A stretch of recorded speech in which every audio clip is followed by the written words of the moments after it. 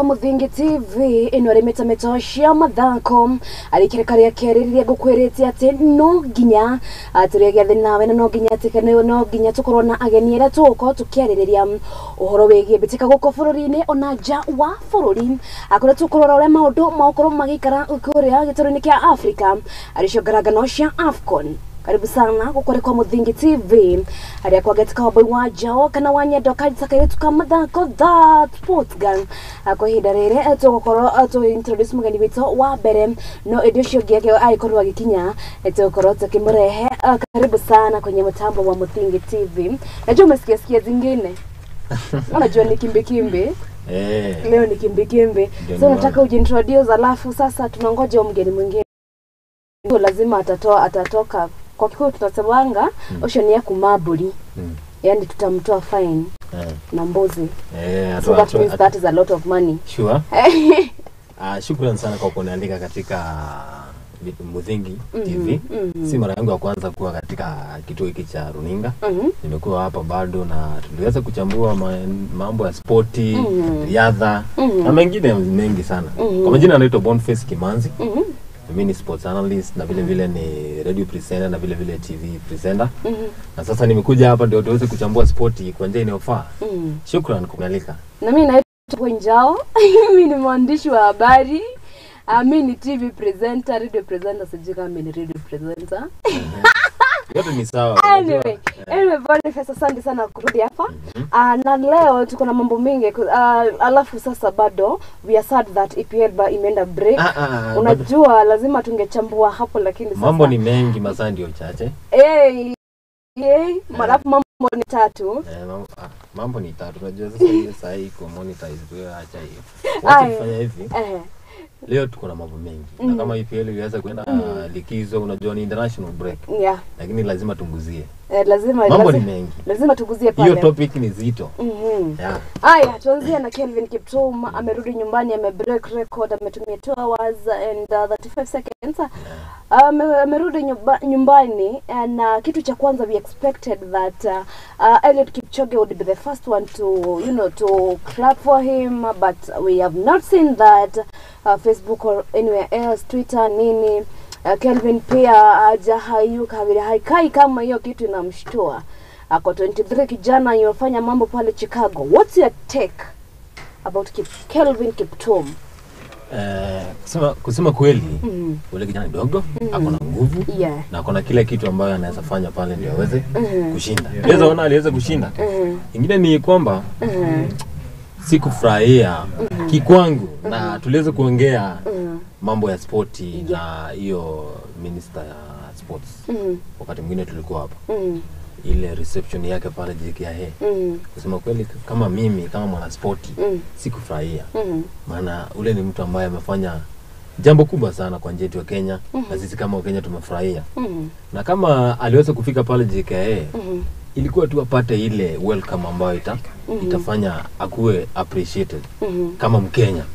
Lakini jambo la Kipchoge kuweza kukosa congratulate, hiyo ni jambo ambayo inafaa ikuwe iongelewe huko ndani. Hatuwezi jua kama Eliud Kipchoge anachukua hii jambo kama personal ama anaona kama huyu kijana ameweza kumpiku akiwa na umri mdogo sana.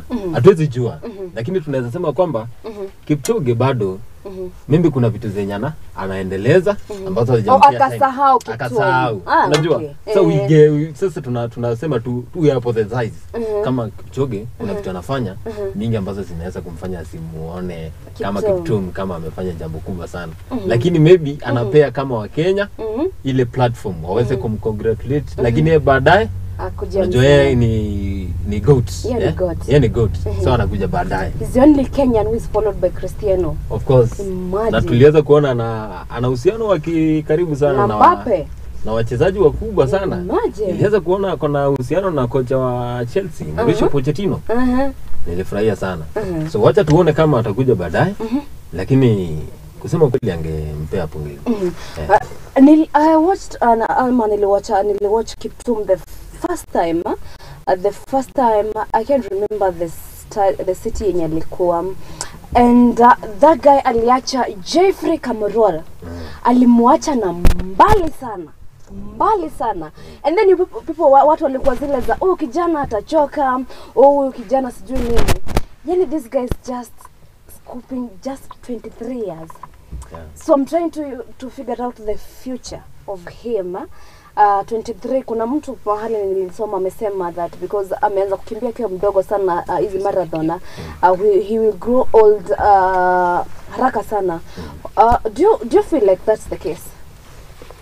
Unajua kitu ya kwanza mchezaji kama ni mdogo, unajua sasa tuseme 23 years, that guy now is in his prime age. So akona ile nguvu. Ukiangalia mahali wanafanya tizi pale Rift Valley, wanafanya tizi za kihakika. Na akiendelea kufanya hivyo, niko sure hata atafika miaka kama 40 bado akiwa anakimbia. Maana ameanza kufanya tizi akiwa mdogo. Yeah. Ukiangalia kwa wanadada, they did bad. Kwa marathon we have been doing badly. Ukiangalia huyu anaitwa nani yule msichana, huyu Stefan Hassan, amekuja aka break record na akaingia kwenye marathon, amekuja akapata kina Jepchirchir amewashinda. What's the future ya marathon kwa wanawake in Kenya? Unajua ukiangalia kuna tofauti ya wanawake. Okay. Ukiangalia wanawake unajua wanaweza kuwa na ile shida ambayo ina affect huko chini, ambayo huwezi jua, ambayo inaweza ku affect mchezaji. Unajua mtu akienda kwa mchezo, for example riadha, inataka mtu akue prepared psychologically, emotionally, physically.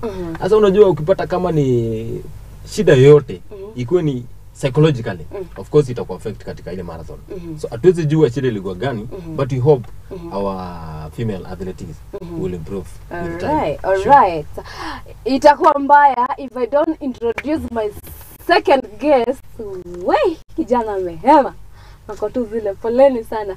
So guys, murare wako Muthingi TV, mgeni wetu wa kereni ikorwa agikinya guku studio, aikorwa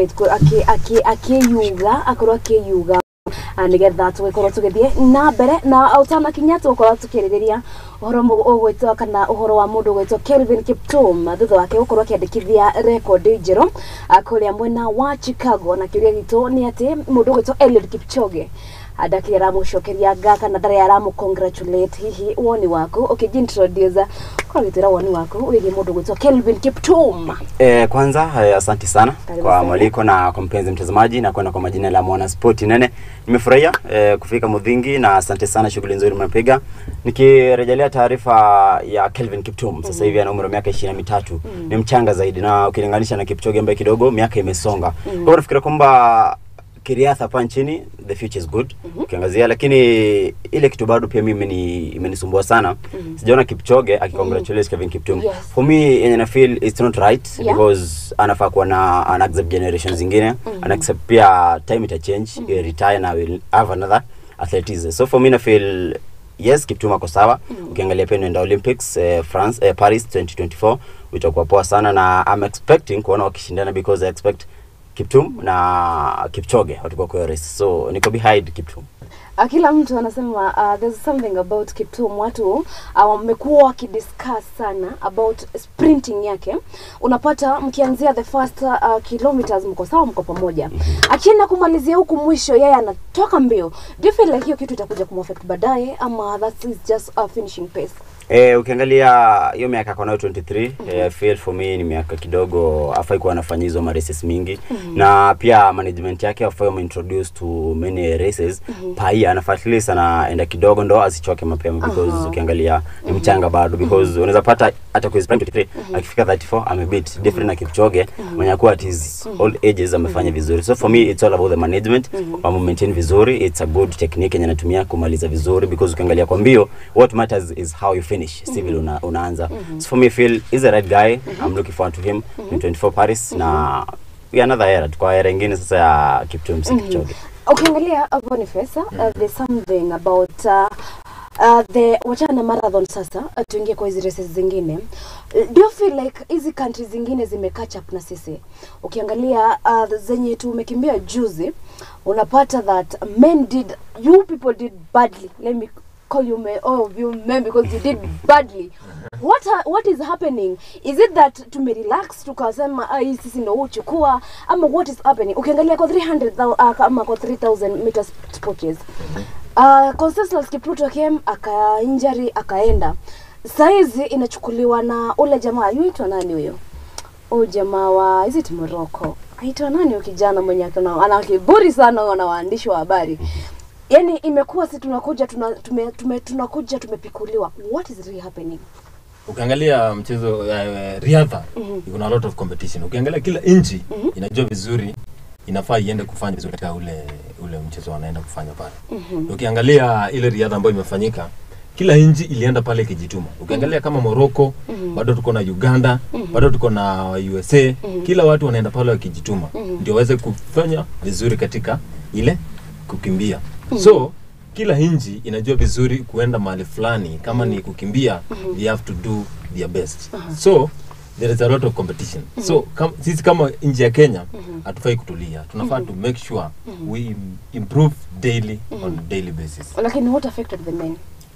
For me in Tanzania story umesema men walifanya vibaya na umeangalia short races hatuko tukifanya vizuri, lakini for me I feel sita agree na because ukiangalia currently tuko na Ferdinand Omanyala, the fastest man in Africa so far na ndo watatu in the world. So for me I feel short races tunafanya vizuri apart from hizo 800 na hizo 300 meters. Sisi si watu wa short races tuko vizuri long races, yani men you have decided to advance mkatuachia hizi short races. Ukiangalia in terms of training place watu wamegrow. Ukiangalia place kama Eldoret naangalia ni watu fanya zoezi mzuri sana, wanakimbia a lot of kilometers. So for me I feel Kenya we are based well in long races. Aya, swali lingine bado, do you feel like Kenya tumechoka juu ya kuparticipate in so many races?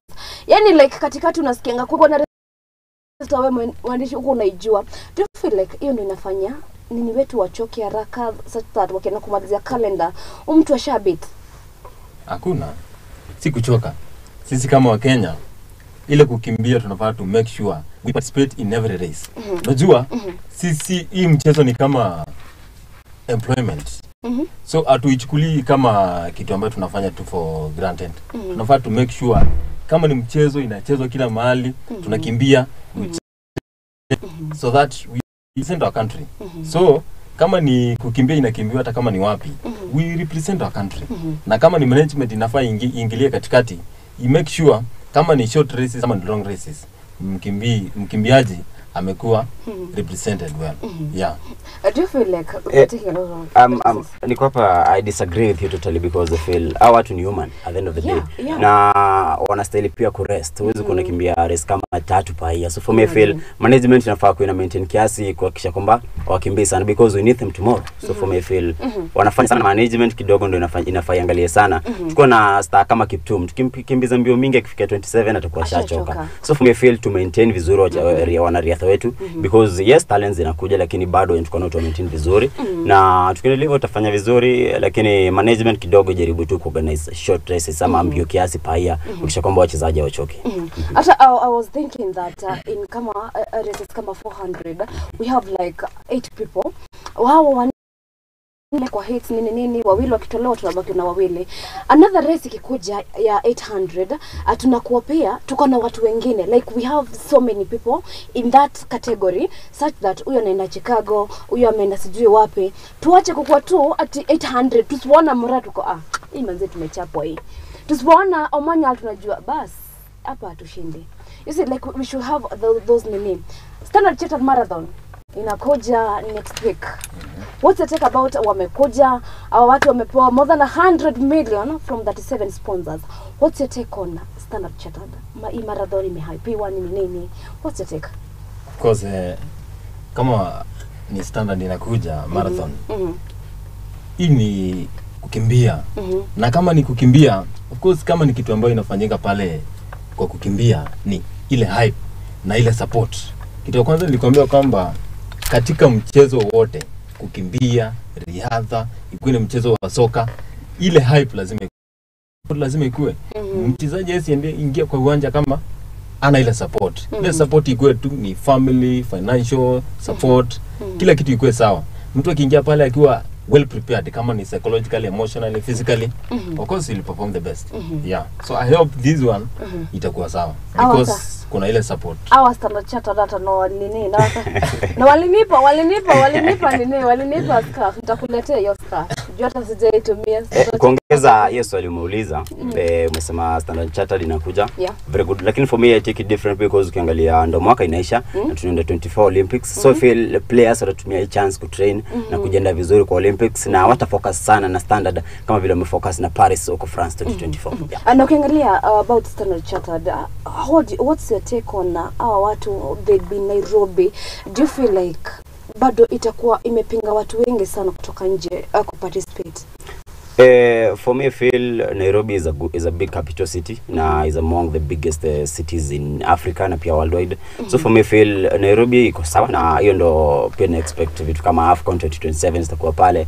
So for me I feel it's a good wave na itapea platform wachezaji wengi, lakini shida kuni wale wachezaji maybe wako kwa Eldoret, wale wako kwa chini wanapataje platform ya kuja kuparticipate kwa hizi match, because ukiangalia I was watching a documentary a few days ago na shida kubwa sana ya wanariadha ni kutokeza mtu kupata chance kwenda kuwakilisha Kenya, because ukiangalia mwanariadha anahitaji tu 31 race yenye itamfanya breakthrough.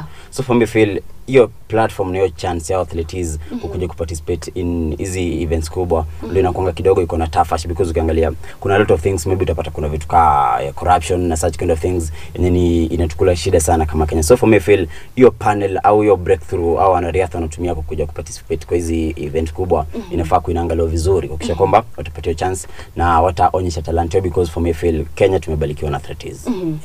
Ukiangalia about Kenya and how Ababu has been saying that to export a lot of sports nini. So let me now take Ababu. This is a question I always ask analysts wote. It's been only it's 1 year. Ababu toka office tulikuwa na bani football, ikatoka bani ya swimming imetoka. Sasa hizi Kenya tu imekuwa ikichapo PR ni stadiums. Kasarani hizi Kasarani iko na tents inafanywa crusades 2027 tulibid pamoja nini, tumepewa hiyo bid, tuna host AFCON. What's your take about he's promising at the end na hii side nyingine anatuumiza, because why is Kasarani hosting crusades at this time? Of course, I told you last time we met here that we Kenya, there are some sensitive ministries that need a lot of concern. Kitu ya kwanza ni Ministry of Sports. Mimi kama mwana sporti sikukubalia kwamba ile ministry ingeingia mtu fulani ama mtu fulani. Nilikwambia kwamba ile ministry ilikuwa nataka mtu ambaye ana uzoefu wa kujua nini inaendelea hapa pale. Ajue vizuri kama ni kukimbia inataka easy renovations. Kama ni AFCON ambayo inakuja hapa Kenya 2027. We are not ready. In fact, even Uganda is ready, because Uganda iko na uwanja ambao inaweza present kwa FIFA. For example, kama ni FIFA inakuja hapa nchi yetu ya Kenya kuweza kuangalia hiyo benchmarking, itakuja kubenchmark wapi? Ukiangalia kama Kasarani sasa hii kuna crusade ambayo inakuwa held up. Ikikuja for example FIFA saa hii Jino Infantino akuja tu hivyo unprofitably, akuja kama nchi yetu ya Kenya, akuja apate kuna crusade pale. What does that take about that? FIFA ataokoka tu. Of course kila mtu anajua anafuata Mungu wake, lakini sasa nchi yetu ya Kenya tunafaa tukue serious on such a kind of ministries. Ministry of Sports. Mimi niliweza kuangalia pale kwa mtandao watu walikuwa wanaongea sana kuhusu Kasarani kuwa held on that church event. But it's good. You have to obey God. But we have to make sure our country is ready for the AFCON. Of course, tukiangalia hapa Africa, very few countries are ready to host this AFCON. Of course, Kenya, we are not ready. Sisi hatutaki aibu. We are not ready. Mimi kusema ukweli, hatuko ready. Maana tuko na Kasarani, tuko na Ulinzi. Ingine iko tukienda Western ni Bukungu Stadium. Hizi zingine tu ni minor. We are not ready. Even Benjamin Mkapa Stadium is bigger than Kasarani. Si Kipkeini inajengwa kule na nini? So in the period of 2 years, we need to improve if we want our country to have that shine come 2027. What's your take about this Ababu being kuwa lao uwanja? Yani it's even a shame that we are doing this juu Kenya Premier League imena break. As in, what's happening? For me nitaanza kusema kwamba Ababu na Mwamba is one of the best guys tutawaiona kwa sports. Amekuwa akiwake na government ya Kibaki, if I can remember, in the same ministry. Yeah. So for me nitasema kwamba is a guy, pia unaona energy yake you see ana vibe na sports. Is a guy nimemkubali na sana sana I accept him because kama AFCON inakuja Kenya 2027, this was a dream na now it may happen. Na yes tuko ready but tuko on the way to be ready. Juzi mwana president na cabinet wame release pesa. Alafu ile kitu inanipea confidence sana ni ati KDF ama KDF soldiers ndio wamepewa jukumu. Ukiangalia how these guys work, wanafanya kazi vizuri sana, a lot of discipline na watafanya haraka. So for me feel what he did right ni kupea kazi KDF na by 2027 bro I feel AFCON takuja hapa. Tamasha ya kufunga finali itachezwa Kasarani baby. Of course, let me ask you. Now in Kenya we have few stadiums. So of course, let's say we have the opening ceremony of the heaven. Are we ready for this one? Do we have hotels that can host 32 countries? Do we have stadiums that can host, for example, if we have a match between, for example, we have Kenya, we have the opening match between Kenya, for example, Kenya and Senegal. Umetua bwana, usitupe Senegal bwana. And you know, no. Don't give us Senegal. No, opening ceremony, you know, let's say we have Senegal and Kenya. You know, Kenyans, for example, they are much dedicated to these sports. They will be ready to go and watch. For example, me, I will be ready, and very many other small talents. They want to see who is Sadio Mane. They want to see who is Koulibaly. They want to see who is Mehdi. They want to see who is Sa, who plays for Tottenham. So they will go in massive, large number. So, are we ready for hosting this AFCON? Kasarani, it hosts up to 60,000. For example, if the turn amount of people who are going to avail themselves there, they go to 120,000. 120,000. Watu watakuwa wanafuka huko majuu. Lakini ukiangalia that's why it's pamoja bid. That's why tulichukua Tanzania, Uganda na Kenya because hatuwezi accumulate si pamoja. But for me feel tukigawa kitengo fulani itakuja hapa Kenya itatusaidia. Umesema about 60,000. Angalia last year World Cup. Viwanja vilikuwa ni 70,000, 60,000 na kama ali bisafute vizuri. So for me when utanunua tickets mapema ndio utapata chance. Yes tajitokeza sana kuona ball, kwanza Kenya tutatokea vizuri. Lakini for me feel it depend na vile una book ticket yako na pia vile hizi vitu zina run because lazima zi run professionally.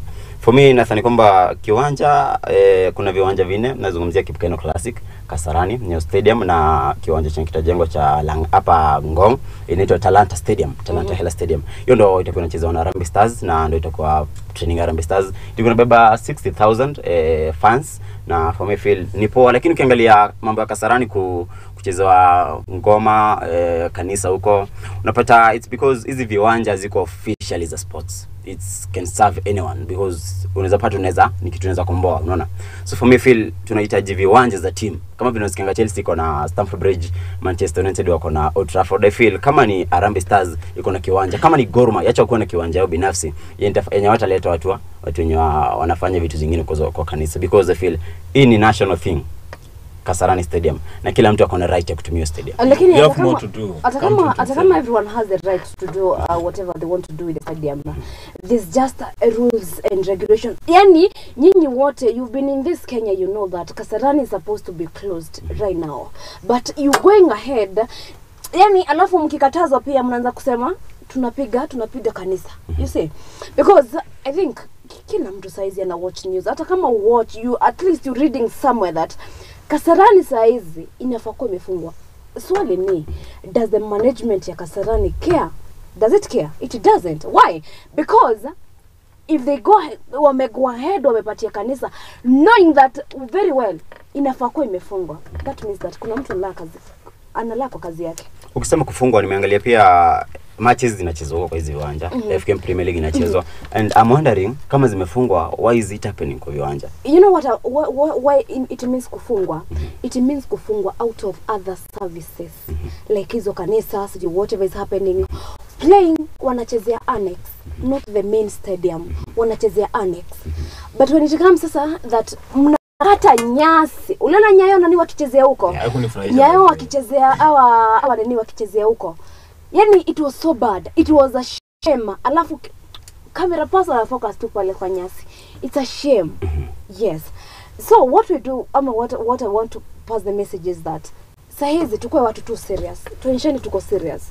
Because hatuwezi kuwa tunabait. Yaani unaona vile tumetandikwa Facebook na Watanzania. Sijui kama unaona hizo vitu. Niliona hata tunatandikwa na Watanzania huko nje. Ndio nakwambia kama we are not ready. For example, of course, AFCON ikikuja nchi yetu ya Kenya, we will have a lot of benefits.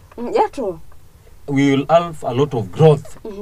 For example, hotels, for example kama ni rental houses, kila kitu zitakuwa ziko occupied. Lakini ukiangalia Tanzania, mimi nafuatanga Tanzania sana. Maana ukiangalia Benjamin Mkapa Stadium. Bana. That stadium is so classic. Ukiangalia Kasarani, hatuna blocks ni lakini umeona zile vitu picture, umeona picha zinatengenezwa. Hizo ni picha, hiyo ni pia. That's what you expect. Yini kitu expect. Those are graphs. What we need just imagine if it happens vile wanatuonyesha. You know, let me tell you something. Sisi kazi yetu ni tupige serikali mpaka ifanye hiyo kitu. You can just be sending us pictures. Alafu at the same time the management that you are supposed to be working with is the same management yenye inapeana hiyo uwanja. Iende ikafanya hizo vitu inafanywa. How many years do you have for 4 years? 4 years. 4 years. Yes. So what do and you expected that Talanta Hela 60,000 by 4 years it will be done? For me I agree it will be done. Na ukiangalia tujicho tu. 4 years tutakuwa tu hapo. Ndio maana nimekwambia hiyo kandarasi ilipo wanajeshi because of the discipline, how they work, na pia watawaka against time. Kama ingekuwa imepewa maybe another body, ingekuwa another different thing. But the staff au hii kazi kupewa KD for me feel it's serious thing. Na from the president wanachukua kitu serious because wanajua pia how it to improve kama Kenya, the likes of man watapata na growth yenye Nairobi itapata. So for me feel wako na hiyo interest wametuonyesha, na for me feel it will happen. Yeah. There's a question on it was, and it's very sensitive about security. Security in Kasarani, putting in mind that Kasarani ile side nyingine ni gedho. How are the people assured that there'll be security when AFCON is there? For example, if you're bringing Mohamed Salah. Exactly. Yeah? You're bringing Wilfred Zaha to Kasarani. But Salah No, I'm asking, you know, this one was just friendly. This one is AFCON. What the difference? AFCON we have one full Salah huku anacheza na kina Mane pale. Mbona lazima tuseme Salah? Wakitoka pale kwa stadium. No, Olunga amecheza hiyo uwanja hata tumemzoea tu zote kwa zile. Aya, Olunga ulikuja. We need to do a lot. Yani in that, okay, me personally if I was asked what Kasarani really needs, we need good exits. Mshaenda ile game inashona watu, unaona hizo exits. Like if something really happens, a lot of people will be at risk. Good exits, good entrances, alafu pia changing rooms zitengenezwe, because ukiangalia mahali wachezaji wanatoka you're like ukiangalia for example yani uliweza kuona wakati wa inauguration, na tuongelee mambo ya siasa, lakini sasa kuona inauguration, me personally I was there. Hiyo stadium ilikuwa imejaa. Anything shida ingekuwa mingi sana. So tuseme kama AFCON itakuja pale, tunasema zile big matches ni kama saa hii kukuwe na Chelsea na Manchester. Unajua vizuri pale Old Trafford ama ni Stamford Bridge unakuanga na ulinzi hali ya juu sana. Unaweza kuona pale kuna kuanga na wale stewards wenye wako pale wako ready in case of anything. Are we ready? Are we ready for AFCON? We are very ready. We are very ready. This one he must make sure the agenda. I will answer this question come the next 2 years. That we are ready. Ya tuko mpango, ukiangalia cabinet shapitishe vitu, president ashafanya kazi. Sijui muona mko na 30 impatient na Ababu, why don't we give him time? Ametuonyesha vitu amefanya so far. I feel is doing good. Tutolea ban kuleta AFCON hapa Kenya. Hizo ni vitu tayari tunafaa kunasherehekea for now. So if tumpe time afanye kazi yake. No, these are sensitive ministries whereby we need to work from so what's your take about is working? What's your take about Ababu? He's working. Ababu is working. What's your take about Ababu? He also said that Ababu is working. What's your take about Ababu? That ministry needed someone who understands football and like sports. Like for example, I would say McDonald Mariga. That guy would be ready. That's my take. Or anyone why Mariga? Why Mariga? Mbona Mariga? Mariga anaelewa hizi vitu. Anaelewa kama ni sports, anaelewa kama ni that's why in this ministry Ababu afanye kazi peke yake. Kuna PSs, kuna a lot of people wenye wana advice na watu sando wako Major Sports hayuko peke yake in this ministry. Hababu is just a guy mwenye na receive information na pia anapata knowledge ya sports from other professionals wenye kwa hiyo field. So for me feel kwa hiyo ministry bado kuna professionals, kuna watu walicheza ball, kuna watu experience ball na haizi kuwa ameko pale bila tunaweza msaidia ku make such decisions. So he is being helped to run the ministry. Not being helped, of course. Someone who can run the ministry from the start. But so far, yes, for example, Mariga akiingia pale, atakuwa anajua nikiingia pale Western, nikiingia pale Murang'a. When you say that we need people who have who are advanced ama watu wanajua sports. Yeah. That means that this ministry will be run by everyone. Mtu wa kabadi, mtu wa chess, mtu wa rugby, mtu wa ama you know Mariga, when you put Mariga there. I give an example. That is just example. Football peke yake. Ukiweka mtu kama Injera ataangalia rugby peke yake. So literally what's your take as in what should Ababu change? And that's what I'm saying. Kuna watu wengi before coming in. Kuna watu wengi wenye wako pale nyuma kumadvise. Kuna wenye wako behind athletics. Sports si football peke. Yeah, na hello sijui mbona umeleta Mariga, hujaleta maybe Kipchoge. You see? So for me feel Ababu is a right person, lakini kuna wale watu wenye wana advice in different fields. What is there? Ministry. Inafaa ikuwe tu serious from the start. Ikuwe tu serious. Wacha tuseme tu hivyo basi. Ikuwe serious. Kama ni Ababu na Mwamba, sidi yako. Hatuwezi ingia pale ati tuseme nini ama tuseme nini. Akuwe tu serious from the start. Yani mimi nataka tu kuona ile improvement kwa Minister of Sports. Umeuliza swali na bado hujijibu. What do you talk about Ababu na Mwamba so far? How do you rate him so far? In the scale of 0 to 10. 0 to 10. I would just rate 0.5. Why? 0.5. Okay. Why? No, I'm going to respond. Let me pose this question to him. Nini unasikia hajafanya yenye unafikiria angekuwa amefanya so far? Kitu ya kwanza tuingie kwa stadium. Tunaanza na stadium. Tangu ingie pale. Kuna stadium ambayo imekuwa renovated ama imekuwa imefanywa kitu ambayo tunaweza ona sisi kama Kenya tuweza appreciate. One year is a big span of time. Na vitu zimeanza, viwanja zinatengenezwa. No, that is a question I'm asking. Zinatengenezwa. Viwanja zinatengenezwa. Ni gani inatengenezwa? Yeah. Viwanja zinatengenezwa. Ni gani inatengenezwa? Gani? Kipkeni inatengenezwa. Do you have evidence that Yes, inaweza kuwa kazi ijaanza but there are plans. So let's say we have plans. You can't say guys that ya watu wanaenda huko wanatuambia vitu alafu wafanye. For example, hiyo ni kwanza nimekupea. We studied a president. Cabinet wakapitia pesa kutengenezea kiwanja. Again we have talents in stadium in Nakuru currently. I know. Inaendelea kujengwa. World class. No, you have evidence. Afraha. Yeah, we have evidence. I have evidence. Inaendelea kujengwa. Afraha is a world class stadium place inaenda. I can agree. Embu, Moi Stadium. Yeah, that one I can agree. Imejengwa. Yeah. Enda Meru, Kinoru Stadium is good. Kuja hapa Kiambu, Kirigiti Stadium. Don't even dare. Let me tell you. Acha nikwambie moja. Let me tell you something. I've been Kirigiti severally. I know I'm not supposed to be siding with you, but I've been in Kirigiti severally. Kirigiti cannot hold more than 10 matches before your Nyasi Raruke. I can tell you that for free. Haita hold 10 matches before Nyasi Raruke.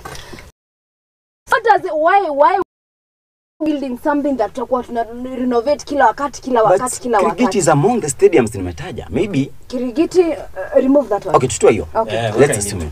Tumetaja Kinoru Stadium. You are defending my scale of 0.5%. No, you said Kinoru Stadium. Again, you are mentioning those big towns like Embu, Yambu, Nakuru. We have a lot of talents. For example, if you go to the lower eastern, and so also the rift. This pan ya wani unafikiria angekuwa amejenga hizo viwanja zote. No, but you could have improved a lot. What else would you want apart from AFCON? I need, for example, number one, we have a lot of talents. We have a lot of talents in remote areas. Kitu ya kwanza. So, ukienda kama mimi natembeanga sana. Ukienda eastern, we have a lot of talents there. Na unaenda pale unapata hata wachezaji hawana hata sponsor. Lakini hata maji ya kunywa hawana. So, what is there? Minister of Sports inafaa distribute these resources. For example, kama ni northeastern Kenya, eastern, kama ni So unapata hata wachezaji wana ile motivation. Na pull pale up. kuna wale watu watasport. Pull up, kuna mahali sasa umepotea, sasa umepea babu kazi si yake. How is the babu supposed to distribute water to people? I'm not trying to say that babu ndio anafaa ku distribute, but it's a law among this ministry whereby unafaa upate hizo vitu ziko. Unajua ni chain. Kuna chain of kuna chain. Let me just say you just hate a babu because No, I'm not. No. I'm trying to understand how water is supposed to reach people through a babu. I'm trying to give my take. Okay. I'm trying to give my take. Okay. So kitu ya kwanza nasema kama kuna talents ziko remote areas. You know that, si ndio? Na wewe umetaja Afra ambao ni Nakuru, kuna Eldoret, Mombasa, Nairobi. No, let's go deep. For example, unaangalia pale kama ni Garissa. Do you mean that Garissa we don't have talents there? You have talents. Ukiangalia kama ni Eastern, ukiangalia kama ni Ukambani. Do you mean we don't have talents there? Ukiangalia kama ni Low Eastern, you have a lot of talents. So what is there? Ababu should implement hard rules because this ministry is a very sensitive ministry. I really don't know what to tell you because I'm trying to figure out how is a babu support. But anyway, yeah, I accept about Talanta. I accept about that Talanta Mashinani and whatever. Yes, I agree with that. Yes, but here could distribute water. That's no, I'm not trying to take. So Kenya Starlets, Rising Starlets under 20, wameenda Angola. They beat Angola hapa Nyayo Stadium 6-1. If you do in this babu hatutamaliza 6-1. Wameenda Angola pale. No, let me cut you short. Mimi, I don't want to have shame in my country when it comes to sports because I love sports and I have passion for sports. I want to have shame. For example, I bring someone else like my friend, so we have a match in Kasarani, so we go there to watch. Na tukienda pale tunakalia nini? Si bench, kwani mko mtaka kukalia nini? Tunakalia cement, ndio? Tutoka pale tunapanguza tu huko uchafu. Are we ready? So for example, hii ni shima kiruta ananiambia, sirudi huko tena. Hebu kuja huku kwetu kama I have a friend from Zambia. Kuja huku kwetu uone vile tumerenovate our stadiums. Hiyo itakuwa shame kwangu kama mwana sporti. Ama Nigeria. Nimeenda Nigeria pale Abuja, nimeenda coach match pale ya Nigeria, for example Nigeria na Cameroon. Nimekuwa too comfortable, lakini nikimleta huku I'm shame. So I have this for sports. I need this ministry to work from the start.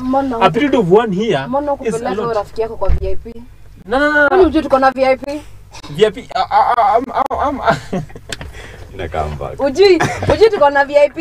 Okay, we have VIP, right? Okay, But hii nayo si kila mtu anaweza afford VIP. Si ndio? Sio kila mtu anaweza afford. Na unamsindikisha this one is from another country.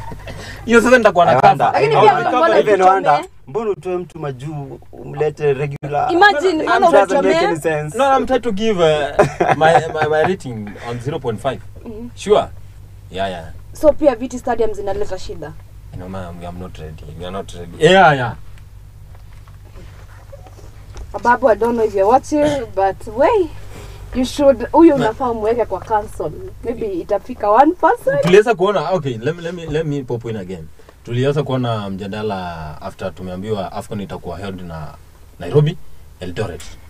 You saw the Western leaders think that they want AFCON to be held in Western because Western produces a lot of talents. Yeah.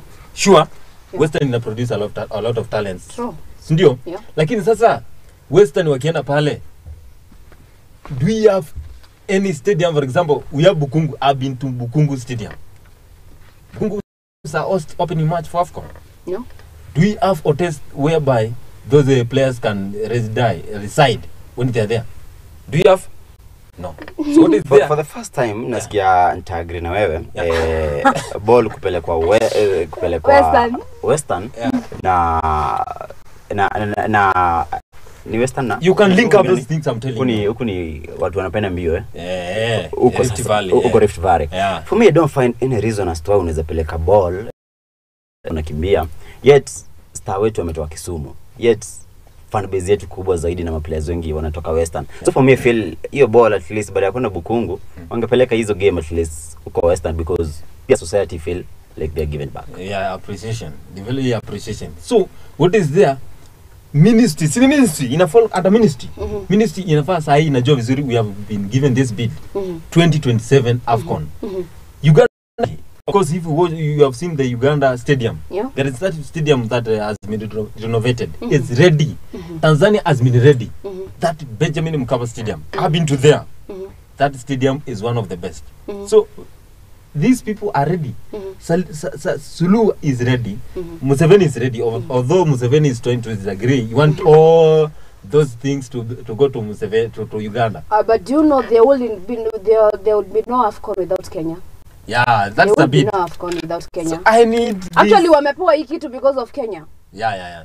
So what is this to appreciate my country? How? By seeing improvement in this sports ministry. That is all what I want. Saizi wewe kama wewe tukikupa hicho kitu saizi. I'm not ready. I cannot. That is a sensitive ministry. Okay, who do you want Basi? Who do you want? Nasema Mariga. No, I gave an example. Yeah. There are a lot of people. So Mariga is the best candidate. No, I'm not saying Mariga. I gave an example. You know, in every situation you have to give samples. So I gave a sample of Mariga. For me, feel Mariga anaweza come in vizuri kama an FKF president. Yeah. More than a minister in sports. Anaweza come in as FKF president ukiangalia. Sasa tunaenda elections za FKF. So for me, I feel watu wanajua ball acha waletwa hapo. Watu waletwa hapo kwa ball, alafu kama mtu anajua riadha pele kwa place ya riadha. Lakini a minister can work with people wanampea advice when ni specialist with the fields. Yeah. I have a question about Nick Mwendwa. Elections ilifanywa. You saw the dramas that were there, siji watu wamefungiwa nje. What's your take about Nick Mwendwa FKF? Nick Mwendwa, we expected a lot kutoka kwake na huwezi ignore maybe kuna zile vitu wamefanya vizuri like ukiangalia raising football ya wanawake back in 2016 ali-implement na make sure football ya wanawake hapa Kenya iko fiti. I congratulate him to that na some of the things pia amekuwa influential, lakini for me feel there are a lot of things and maybe zina happen behind the bars zinaumiza wachezaji. So for me feel aku come out vizuri na he's a good guy in sports, lakini aku come out vizuri maybe pia tuko na expect because ukiangalia tukimchagua au akichaguliwa watu walikuwa na a lot of support, so walikuwa na maybe is the right guy. He's not bad, but for me kidogo alipotea lane kidogo na anaweza peleka ball vizuri kama ata maintain lane yake na kama pia ata because ukiangalia there was an instance ya Harambee Stars walienda kucheza nje na ukiangalia kulikuwa na almost 6 players from one team ilikuwa sijui Kariobangi Sharks if I can remember. Yeah. So for me feel some kind of things kuingia kwa national team kitu iko open tuone pia washirikiane na coach wa national team kujenga team because I don't feel kuna reason gani maplayer wanajituma lakini wapati chance ya kwenda kucheza Harambee Stars. Tuone pia coach wa Harambee Stars Jennifer afike viwanjani. Akuja on talents pale kwa uwanja. Sasa tuko na Benson Omala top scorer wa FKF Premier League. Akona almost 5 goals lakini hajaitwa kwa national team. So those are some of the things that tunaangalia na feel kama watatumia the right channel tunaweza enda mbali. What's your take about Nick? Nick you need to improve. You need to improve. Anafaa fanye juhudi sana kuweza kuhakikisha kwamba FKF inaenda mbele. Maana equal distribution uliweza kuona Benson Omala wakati alikuwa anacheza na Iran aliweza kuachwa nje na alikuwa amescore, anascore vizuri kijana, lakini ukiangalia wakati wa international team hakuitwa. Let's have this fair ground whereby any talent mwenye ana represent our country amekuwa chosen. Si ati unachukua tu mtu ambaye anajulikana anaenda kucheza pale. Tuliweza kuona watu wengi waliweza complain sana juu ya Olunga. Alipoteza chance mingi sana. Sasa Omala alikuwa ameachwa pale na tuliweza kuona hiyo mashemeji daji pile alikuwa alicheza. So we need to give fair ground. FKF president anafaa afanye juhudi kuhakikisha kwamba hii ni kitu ambayo inachukuliwa kwa uzito sana. Maana ni ministry ambayo ni ministry ambayo inataka uzito wale juu. Yeah, so we need to improve. Do you feel like selection size ya ball imekuwa ni kama ni ile anajulikana? Because ukiangalia mtu kama Firat kutoka PL ianze, FKF PL ianze, sijawahi muona kwa game yoyote. Ya hizi Premier League. What's your take about Firat? Amekaa tu achaguliwe team ama what's your take about kazi yake? Na that's why nimekamini kasema sijamuona kwa uwanja pia which I feel is a miss na is a lose for Kenyans because how do you spot talents, how do you select players on national team kama uwezi fika kwa uwanja, unaona? So for me feel anafana take your chance anaenda kwa uwanja because we are paying him a lot of money. True. Na tumemlipa kwa hapa Kenya, si ati ya huko nje. So for me feel I guess 20 days per month ndio anafaa kwa hapa Kenya. So for me feel anafaa kuenda kwa kiwanja aone ball, na pia vijana platform. Benson Omari is a good player. Na Brathake sahi anacheza Chapadimba, is a top scorer of Chapadimba. Nimelizika huko Western region.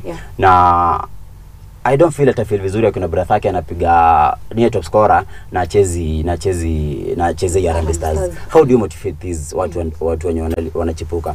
It's time for change. Wale player tuko tunacheza nao kitambo, tufanye change. Kuna talents mpya. So for me I feel selection ya team bado tuko very poor sana. Kama ukiangalia huko Uingereza, unaona kocha wa Uingereza Gareth Southgate, utampata kwa uwanja wa Burnley, utampata kwa uwanja wa Southampton, utampata kwa uwanja wa Fulham, anaangalia ile talent. Lakini huyu kocha wetu ametulia tu. He need to go and watch those matches. For example, hata kama ni Shabana can produce a lot of talents. Inacheza mchezo mzuri sana. I'm not trying to support Shabana, but what is there? Our support tu ni sawa. No, I'm trying to give. Mranga sales tuliwafanyia ile kitu and of course I know, but what is there? Coach aingie kwa ground. Yes. Aingie kwa ground. Unaona saa hii kama Southgate aliweza kumwacha Raheem Sterling baada ile poor formation, akona form mbaya, anaweza kuacha nje. Why? Southgate anaweza kuangalia wachezaji wenye wako pale chini, anawachukua. Ukiangalia mechi ya jana walicheza vizuri sana, and they are performing bana. Because Southgate anaangalianga those tiny talents. Aliweza kuchukua Lewy Colwill wa Chelsea. Mimi hata sikuwa najua kama angecheza kama England national team. Alafu another thing, I don't find any reason tunaendea coach nje, coach ana history for anything. Exactly. This coach Eden Frat just scam machine. You have a lot of talents here, man. Why don't we give maybe our home grown based coaches wenye wako na experience? Angalia Robert Matano, he's a very good coach. Angalia Francis Kemanzi, very good coach. Kama ni kuendea coach wa nje, tuendea mtu akona results, mtu tunajua amefanya hii na hii, because hatuwezi endea mtu ajeshinda kitu yote, tuna expect akuja saidia Kenya kushinda kikombe. Leguna. Now what is that? We have a lot of talent. In football we should go the rugby way. Rugby way, Kevin Wambui ameingia, ameenda kule teams zenye zimecheza. Actually Wambui said hii ni yote ya Afrika yenye ilichezwa ndio kuja kuchukua African champions. Hakuna mchezaji hata mmoja mwenye alikuwa anachezea huko nje alichukuliwa. Wenye watu wanachezea huku kina Kabras kina nane au ndo walichukuliwa nao ndo wamekuwa champions. So I think it's very fair if football we go the same way. Tuchukue tu mtu mmoja mwenye atajua team. Juu sasa hata social kimuuliza Shabana atakuuliza what is Shabana? Ajui?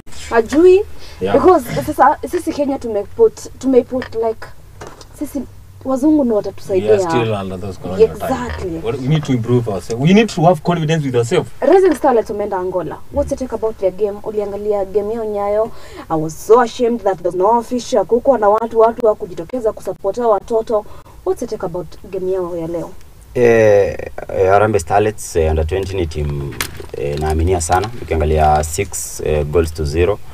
Sidhani Angola inaweza fanya comeback, na what makes me happy ni ati kuna Ademba Beldin coach wa Harambee Starlets bado ni wanaongoza au mademo wako 20 years, so it's a good connection from the under 20 the national team. Ukita mademo wako 20 unakaa wazee waita watoto. Okay, the under 20 team. So for me feel it's a good link, coach national team anaenda huko anaangalia youngsters na narudi hapa. So for me niko na a lot of confidence na the ladies na I wish them the best.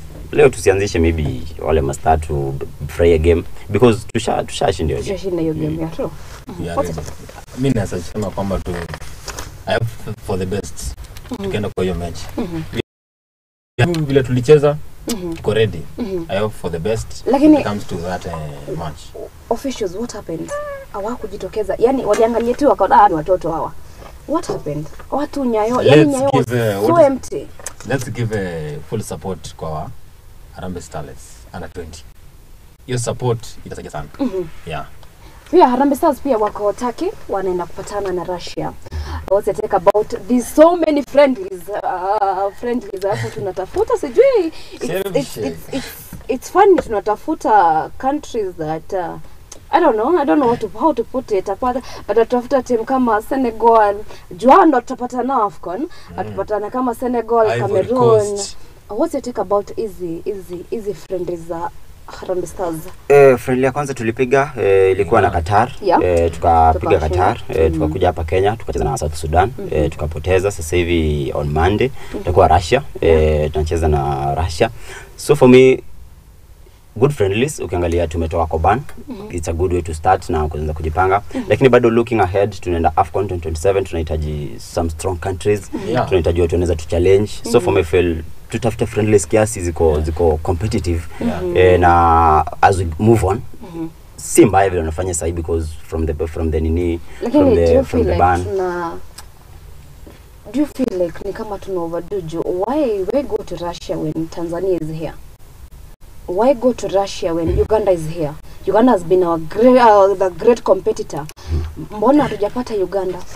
Nilisikia umesema ukitaka kujua mama yako si anapika vizuri, toka nje kidogo. So for me feel that's what they're trying to do. So when the experience Uganda is our guys. So if